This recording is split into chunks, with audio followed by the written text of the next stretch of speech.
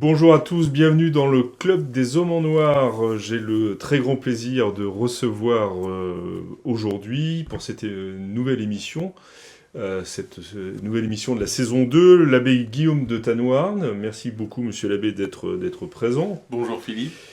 Merci également au père Michel Viau de sa présence Bonjour, qui nous réjouit toujours, et au père Jean-François Thomas. Bonjour monsieur. Merci infiniment également d'être parmi nous aujourd'hui. Alors, le sujet de cette émission est un peu particulier au sens où il est un peu délicat dans la mesure où je voudrais que nous partions de l'affaire Gabriel Mazeneff qui a connu de nouveaux retentissements, notamment après la publication d'un très long article d'enquête, comme savent le faire les Américains dans le New York Times, retraçant un peu la vie de Gabriel Mazeneff et surtout toute l'affaire et toutes les protections qu'il a pu avoir, notamment au plan politique. Mais ce n'est pas tellement l'affaire Mazeneff, c'est un prétexte, voilà, soyons honnêtes.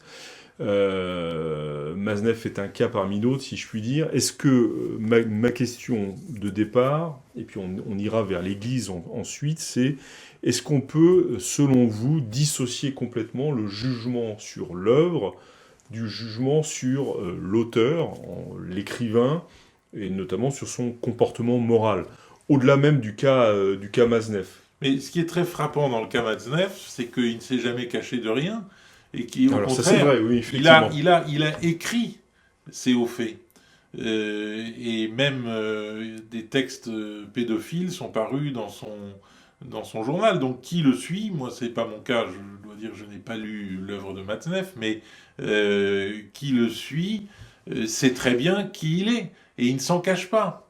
Et le vrai problème de l'affaire Mazeneff, c'est qu'il ait pu ne pas s'en cacher pendant Ouais, effectivement, 30 là, ou 40 ans. Donc, dans une société qui est tout entière complice, avec un éditeur qui participe à sa manière à ces méfaits. Alors on est en train de changer, il y a un changement dans la société, il y a plus de rigueur morale d'une certaine façon, il y a la défense des femmes, il y a la défense des enfants, et tout ça est très, très chrétien, me semble-t-il. Salvo meliori iudicio, le vôtre. Mais tout ça est très chrétien, mais évidemment, il n'y a pas que Matzneff, il y a aussi... bien sûr, oui, en fait, même le cas Mazeneff est un mauvais exemple de ma part, puisque là, l'œuvre est très clairement condamnable et révèle la Il y a condamnation qu'on aussi doit l'homme avoir qui de explique l'homme. que se Oui. faire déshabiller par des petites filles, ça a quelque chose d'extraordinaire. Enfin, vous voyez qui c'est. Oui. Oui, on n'est pas obligé de citer de nom, effectivement, dans le cas présent. Non, mais la question de la dissociation de l'œuvre, Il y a encore un point commun avec Matzneff, c'est que c'est absolument public. Ces choses-là sont Oui, oui. publiques. En fait, mon exemple est mauvais et de ce point de vue-là. non, je veux dire que c'est pas facile parce que Père Michel Viau. je pense à un autre auteur, par exemple, comme Louis-Ferdinand Céline. Bon, moi j'aime beaucoup Céline au point de vue auteur, au point de vue littéraire, mais je partage pas du tout ses idées. Hein.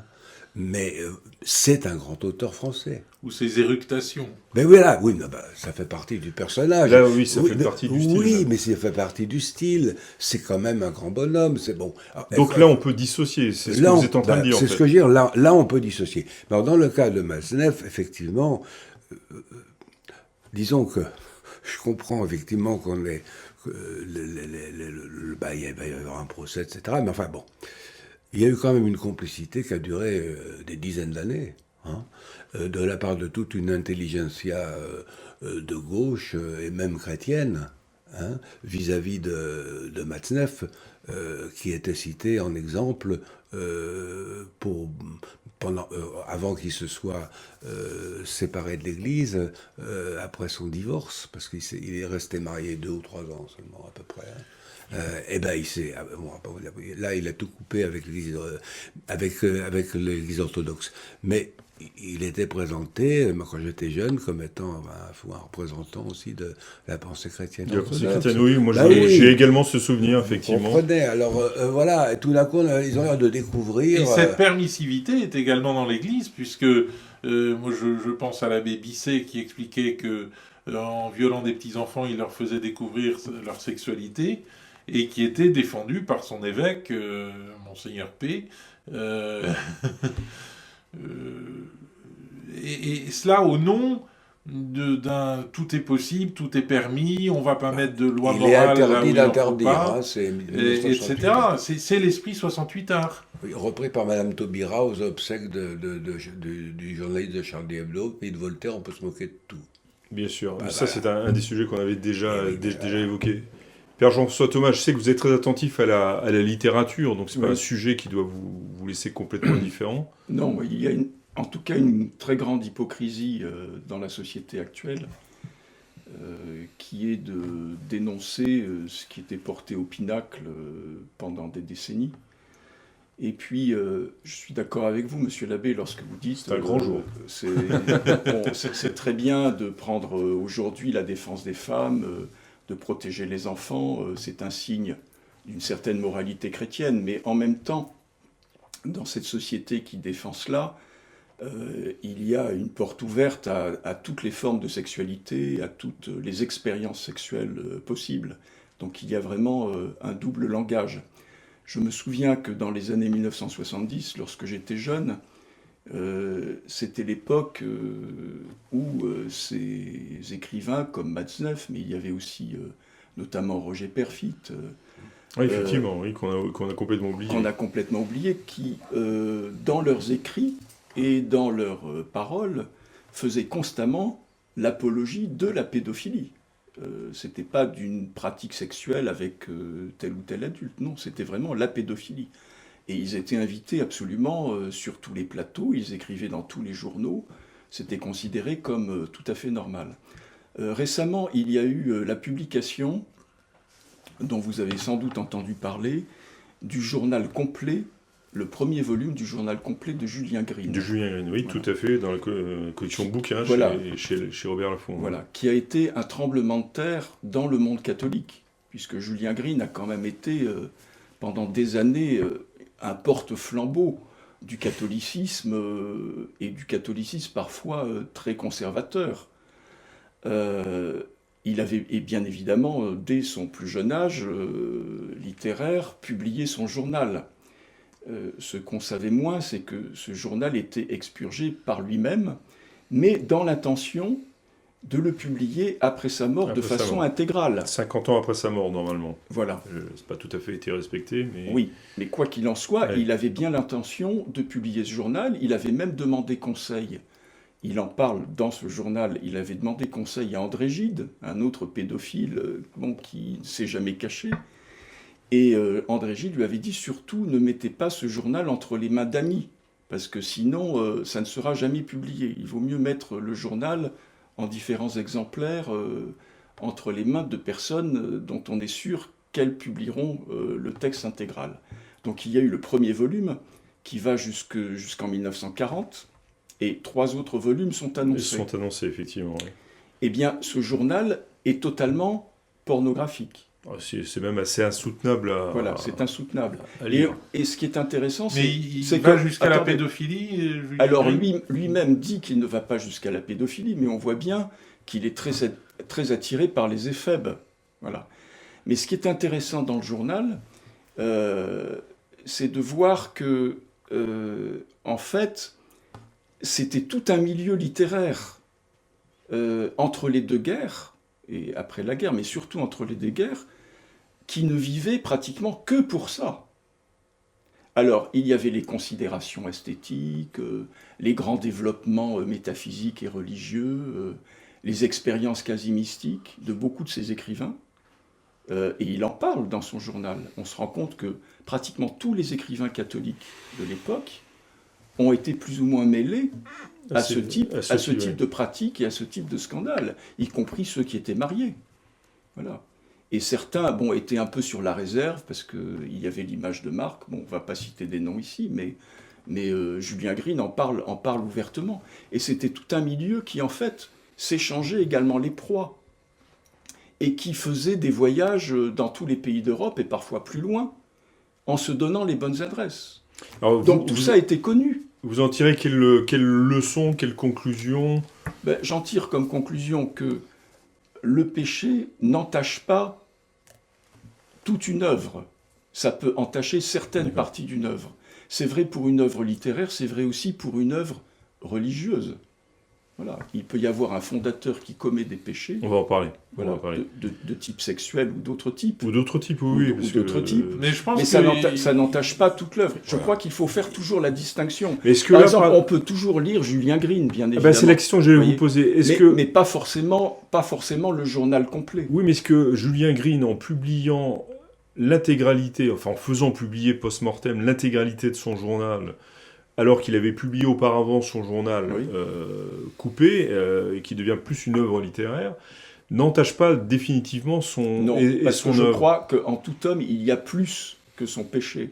Il y a plus Bien que sûr, son ça, péché. ça, on sommes d'accord. Oui.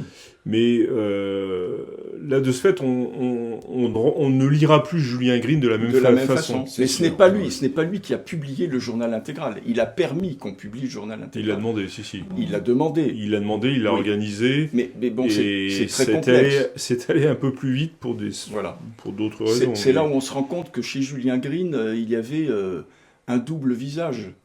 Alors, qui est peut-être différent... Qu'il ne cache pas dans les versions officielles de son journal. Hein. Non. C'est vrai, aussi. Qui ne cache pas, mais il a quand même fait croire qu'il y avait une... Quand il part à la nuit tombante, une conversion il explique bien totale, pourquoi, etc. Donc, mais bon, c'est un exemple que je... Mais c'est un très bon exemple, effectivement. Moi, je crois que... la qualification de péché est très importante, mais après tout, elle relève de Dieu, parce que le péché est un acte contre Dieu. Et il me semble important aussi qu'il y ait la qualification de crime ou pas.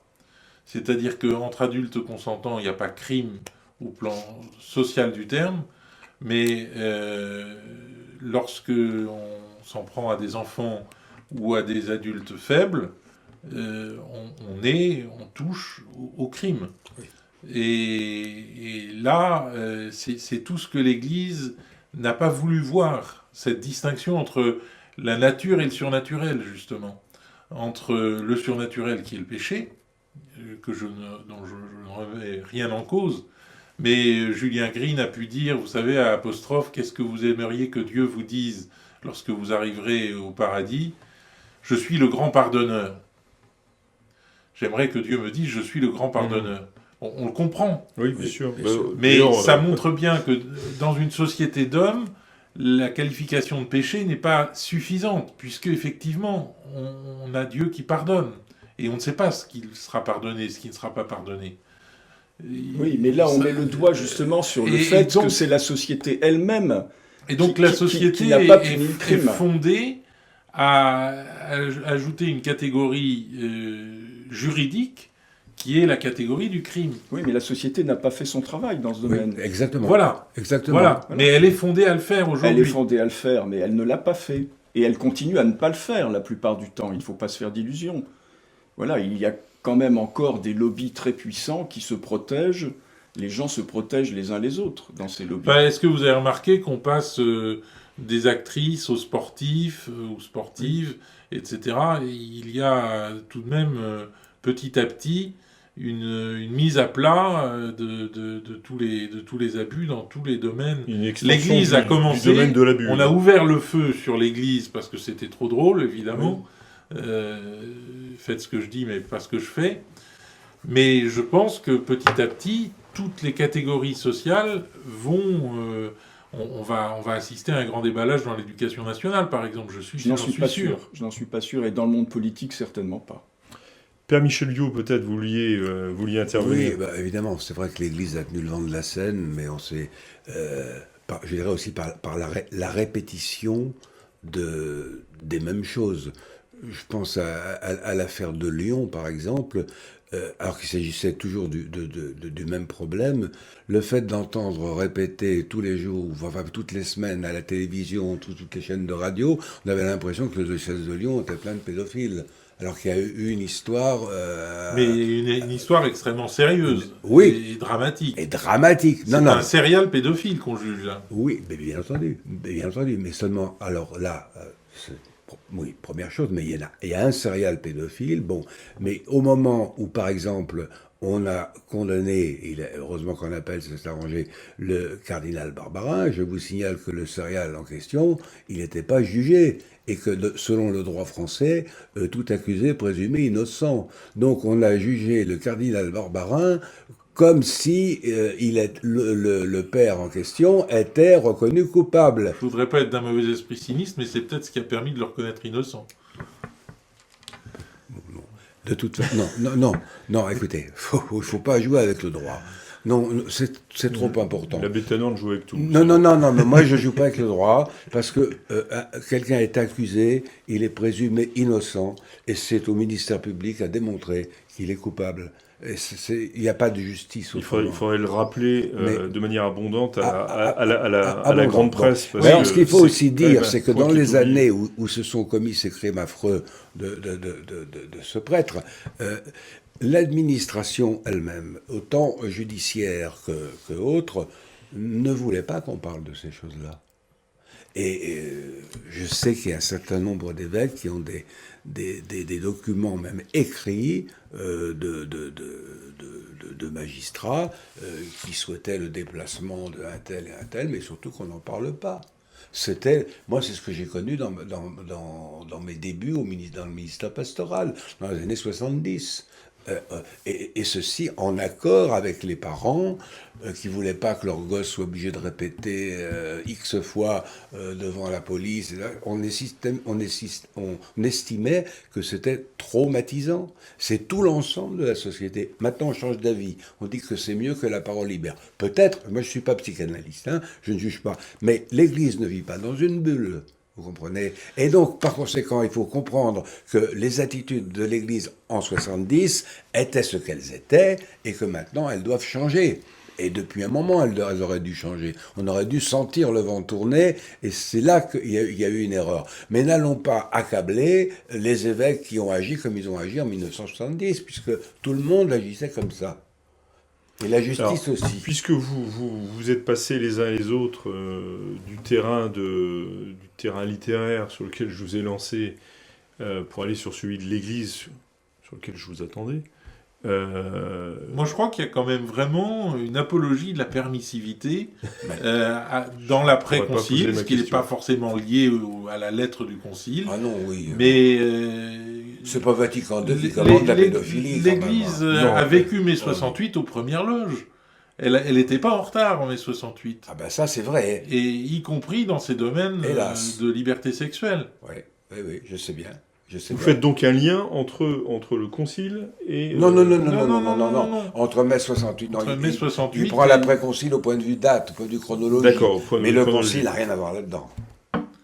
Oui, enfin, disons qu'il faudrait travailler... Sur le plan sexuel, non. Très sérieusement, mais... Non. Il me semble qu'on s'écarte un peu du sujet. Oui, tout à fait, mais parce que l'abbé de Tannouarn m'a coupé dans ma question. D'accord, donc vous êtes là pour nous remettre sur les rails. Non, puisque vous le faites très bien. Je voulais simplement répondre au père Viot, qui trouve que l'Église doit réagir à chaque époque comme on réagit ordinairement. À propos de Moi, il me semble qu'on peut attendre plus de l'Église. Oui, bien sûr. À propos de l'Église, justement, je vous fais part d'interrogations que certainement un certain nombre de ceux qui nous regardent peuvent avoir. C'est-à-dire que dans l'Évangile, on lit qu'on reconnaîtra un arbre à ses fruits, donc à sa fécondité, c'est vraiment le cas de le dire. Or, on s'aperçoit, même si nous n'entrons pas dans les détails là, qu'il y a eu plusieurs congrégations religieuses qui ont été touchées par ces questions, soit de leurs fondateurs, soit d'autres membres, qui ont pourtant eu de nombreux fruits, un apostolat riche, fécond, très large, et pourtant, il semblerait que les racines étaient viciées. Comment est-ce que vous pouvez expliquer ça? Comment comprendre cette phrase du Christ qui nous donne en quelque sorte une boussole pour comprendre les choses, pour les juger? On reconnaîtra l'arbre à ses fruits. On avait vu certaines congrégations, les fruits nous semblaient bons, et apparemment c'est beaucoup plus compliqué que ça. Oui, enfin c'est beaucoup plus compliqué que ça dans toute l'Église. Si d'aventure il y avait un pape, évidemment d'aventure, hein, il y avait un pape totalement immoral à la tête de l'Église, est-ce que on en jugerait pour autant que... C'est arrivé pour le coup. Oui, On a eu le cas, alors que toute l'Église est à mettre au feu. Certes non. Oui, mais Là c'est notre Seigneur à la fin des temps qui fait le tri entre ce qui est bon et ce qui est mauvais. oui, mais pourquoi est-ce qu'il nous a donné cette boussole? On reconnaîtra Eh bien, l'arbre. parce qu'en effet, je pense que sur tout arbre, il y a de bons fruits. On le voit bien sur un arbre fruitier. Sur tout arbre fruitier, il y a de bons fruits, il y a de mauvais fruits. Et il y a des mauvais fruits qui tombent d'eux-mêmes, et d'autres qu'on est, Même qu'on si est la obligé racine, d'élaguer. même si la Mais je racine. ne crois pas que la racine soit mauvaise. Parce que la racine... Alors, prenons le cas des légionnaires du Christ Ben, et de leur fondateur. la racine... Dès le début, la racine était. Mais la racine n'est pas le fondateur. La racine d'un ordre religieux n'est pas le fondateur. La racine, c'est le Christ lui-même. Et ensuite, le fondateur, il est le serviteur du Christ. Et en effet, il Alors, cultive... dans l'analogie qu'on il est en cultive train de quelque faire chose. avec les arbres, avec Oui, l'arbre, oui. vous le placez où, le fondateur? Ben, le fondateur, il est peut-être une partie du tronc ou il une peut être, branche. et puis il peut être schizophrène. hein. Voilà. Moi qui ai fait mes études à Icône, on nous a beaucoup parlé de la grâce du fondateur. Oui. Et dans le cas de Monseigneur Lefebvre, c'était absolument non seulement admissible, mais visible à l'œil nu. Bien sûr. Dans Mais ce n'est dans pas le toujours cas le du cas. Père Maciel, ça pose quand même un problème, la Mais ce grâce n'est du pas, fondateur. mais ce n'est pas toujours le cas, Ah non. en effet. On parle souvent de la grâce Et- du fondateur, et donc on a parlé du Général du Christ, mais on pourrait étendre à d'autres congrégations où le fondateur pose problème dans son Mais comportement. un mauvais jardinier peut planter un bon arbre. Ben voilà, on peut être schizophrène aussi, Oui. ça existe la schizophrénie. Hein. Et il peut avoir un comportement au grand jour tout à fait sain, tout à fait remarquable, et puis avoir c'est Donc- Mr. Jekyll, Dr. Jekyll et Mr. Hyde. Ben oui, c'est ça. Donc on peut dissocier Ah. l'œuvre de... Oui, parce que toute l'histoire de l'Église est de faite son de ça. fondateur. Toute l'histoire de l'Église est faite de ça. Alors dans certains cas... Ça me bien paraît un évidemment- peu simple comme... Mais non, mais dans explication. certains cas, les choses sont plus claires, voilà. Si vous prenez, je ne sais pas, les dominicains, Saint-Dominique... C'est bien pour un jésuite. Voilà, je n'osais pas prendre l'exemple de Saint-Ignace. Mais dans d'autres cas... Je pense qu'il y a les une choses véritable sont plus troubles. refondation quand même dans le cas où le fondateur est un être monstrueux, diabolique. C'est le cas du Père Maciel. Oui, mais il y a les deux visages du Père Maciel. Puisqu'il a pu abuser Jean-Paul II, regardez. Oui, en offrant force cadeaux aux cardinaux qui l'entouraient. Oui, mais ça, ça c'est le mauvais aspect, mais vis-à-vis de Moi, je ne vis-à-vis peux de pas Jean-Paul m'empêcher II. de reparler du Concile Vatican II. Vous allez me dire que je suis obsédé.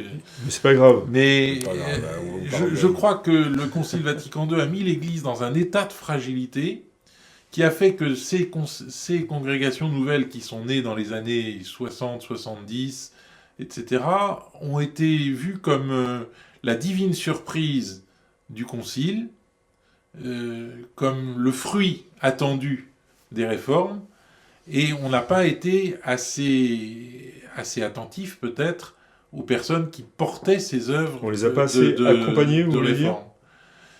On n'a pas été assez attentif. Je ne sais pas si c'est une question de les accompagner. Le père Philippe est assez grand pour s'accompagner tout seul. C'est un éminent théologien et philosophe. Je ne vois pas que ce soit un problème d'accompagnement.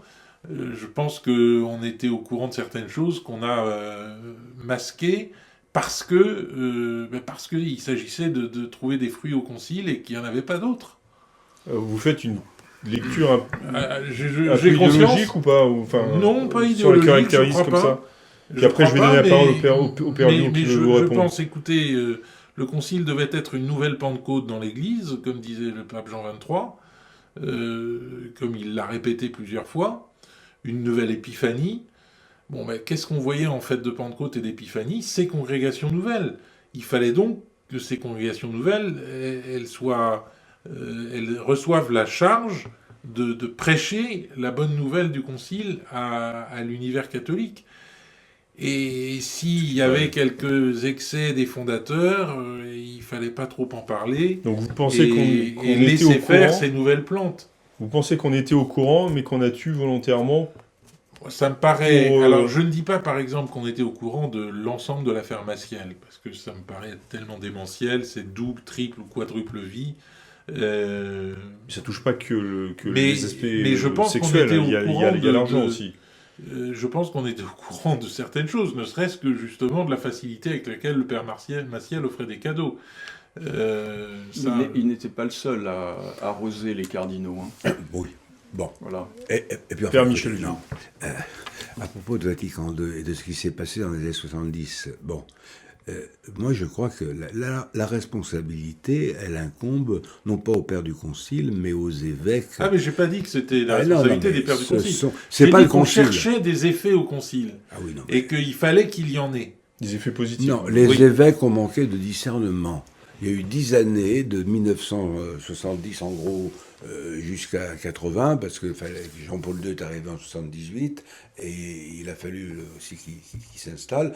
Mais Jean-Paul II lui-même a beaucoup encouragé ces je connais un congrégations certain nouvelles. nombre de prélats français, je dirais pas de nom, qui parlent de chape de plomb à propos de ces 10 ans, vous comprenez? Moi, je les ai vécus, fort heureusement, en dehors de l'Église catholique, sinon je ne serais pas parmi vous en ce moment, parce que je serais parti écœuré, hein, mais où il y a vraiment des évêques qui ont manqué de discernement et laissé se faire des congrégations nouvelles sans surveillance, avec par exemple, en laissant prononcer des vœux perpétuels, il y a encore pas si longtemps que ça, à des novices qui étaient là depuis 1 an, vous comprenez, des vœux perpétuels. Au bout d'un an de noviciat. Bon, moi j'en avais parlé, puisque ça touchait une paroissienne, au vicaire général, mais il m'a dit on ne peut rien faire contre les religieux. Ben, ça c'est vrai, oui. J'ai été vicaire épiscopal chargé des religieux, j'ai bien vu que ça servait strictement à rien. Bon, alors ça c'est une chose. Mais oui, non, mais bon, ils font ce qu'ils veulent. Il y a ce fait aussi. Il y a le Dans manque de l'Église, discernement il y a pas des un pouvoir évêques. unique. Ben oui, non, mais il y a manque de discernement des évêques. C'est quand même fondamental, ça, de surveiller dans son diocèse un certain nombre de choses et d'être attentif. Parce que. Mais alors vous il y dites avait des vous-même que remords. vous étiez le représentant de l'évêque vis-à-vis des religieux dans le diocèse de Blois et que apparemment vous n'aviez pas... Oui, mais on était informés quand même. Et donc, si on avait pu, en cas de pépin, ben, on avait Alors, de quoi dire. On Voilà. est en train un peu de dévier, mais revenons. C'est Non, ce mais- que j'allais dire, oui. Oui, On est mais dites encore autre en chose train quand de même. dévier. Je vous confiais l'émission si ça continue. Ce sera plus simple. Mais vous ne faites pas votre travail. Mais si, je voudrais bien vous entendre quand même sur ce qu'a dit Oui, l'abbé de Tanoirne. Non, monsieur l'abbé de Tanoirne n'a pas tort en tout. Hein, donc, non. Deuxième fois. Euh, On va finir par ouvrir une bouteille de champagne. Hein. Oui, absolument. Mais on va faire ça après l'émission. Bien sûr. Voilà. Non, je crois que le problème est plus vaste que celui de l'Église. L'Église, elle est également ancrée dans une société. Et donc, l'Église... À vous botter en touche, pardon, mais c'est ce que vous avez dit tout à l'heure. Moi, je voudrais vous ramener sur ce qu'a dit l'abbé à propos du Concile Vatican II. Oui, mais justement, l'abbé focalise sur Vatican II. Je pense que Vatican II est un élément, mais ce n'est pas le seul élément, parce qu'on se rend bien compte... Je focalise sur l'après-concile, hein, Oui, en l'espèce. Tout à fait. Pas sur le concile. Oui, Parce mais que sur le concile, sur les, si on sur veut les parler, fruits il faut du lire. concile, sur les fruits du concile, vous focalisez sur Voilà. ça. Et bien évidemment, je suis d'accord avec vous sur ce point. Mais le problème remonte à plus haut que le concile, puisque ce ne sont pas simplement les communautés nouvelles qui ont été touchées. Les ordres religieux traditionnels ont été touchés de la même façon, même s'il ne s'agissait plus de la personnalité du fondateur qui n'était plus là. Mais c'était parfois des supérieurs majeurs, à un très très haut poste, qui ont été balayés exactement de la même façon. Donc ce n'est pas uniquement le problème des fruits du concile, mais c'est le problème d'un concile, d'une église qui se sont trouvés entraînés et ballottés dans une société elle-même en totale crise dans ce domaine. Je vais faire mon travail, pardon, mais Oui. là, est-ce que vous pouvez être plus précis quand vous mettez en cause, enfin, quand vous dites que des congrégations plus anciennes ont été touchées, Oui. des supérieurs majeurs ont Oui. été balayés, hein, si Dans la compagnie de Jésus, il y a eu beaucoup de problèmes, et il y en a encore aujourd'hui.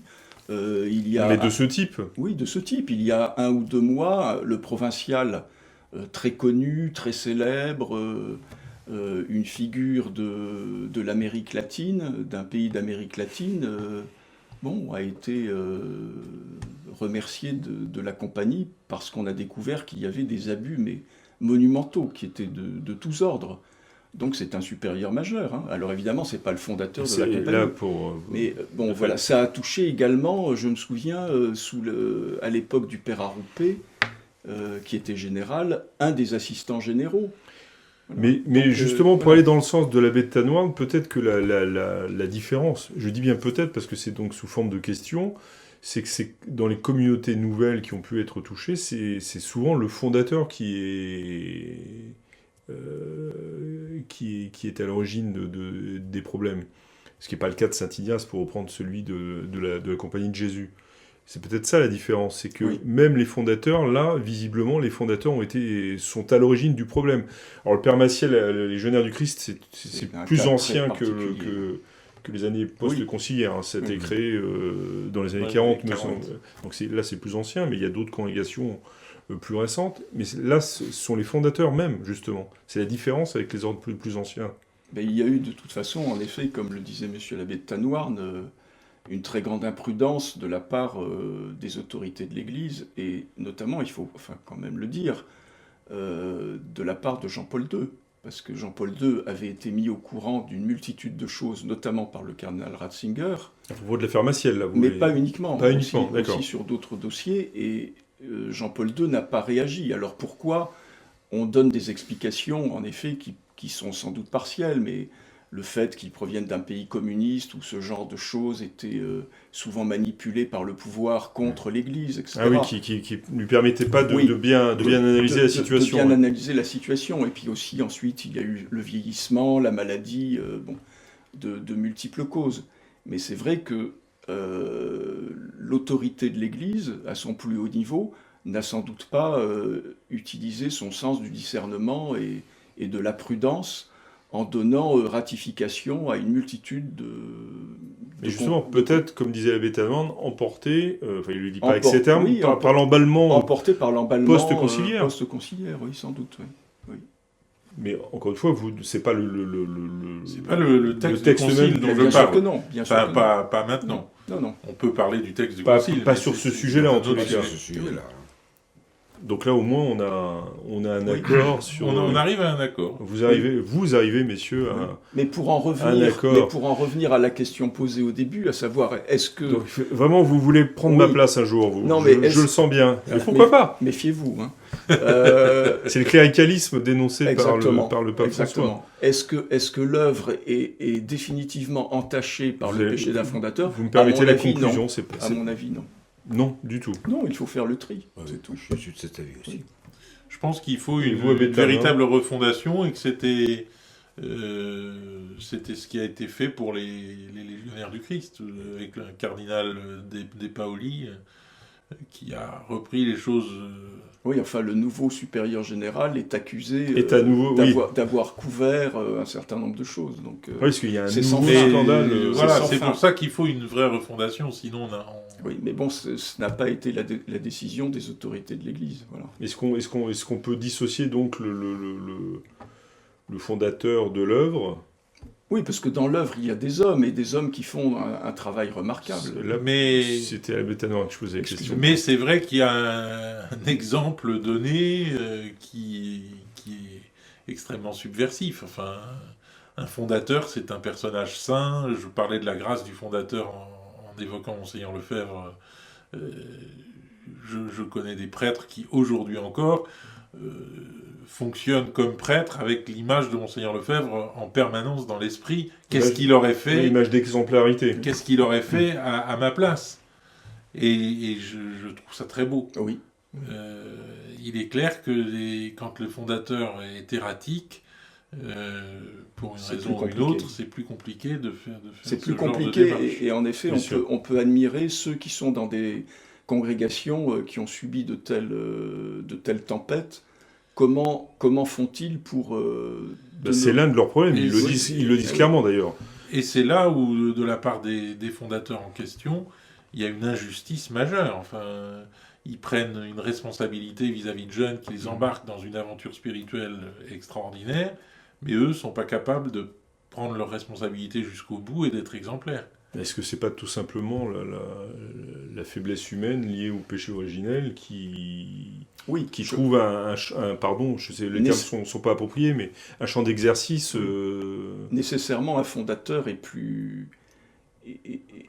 sujet à plus d'attaques du malin que d'autres. Tout à fait. Voilà. Donc on repose toute la question justement de la présence de Satan dans le monde. Oui. Et on est plus attaqué quand on ennuie Satan, il vous attaque plus. Oui.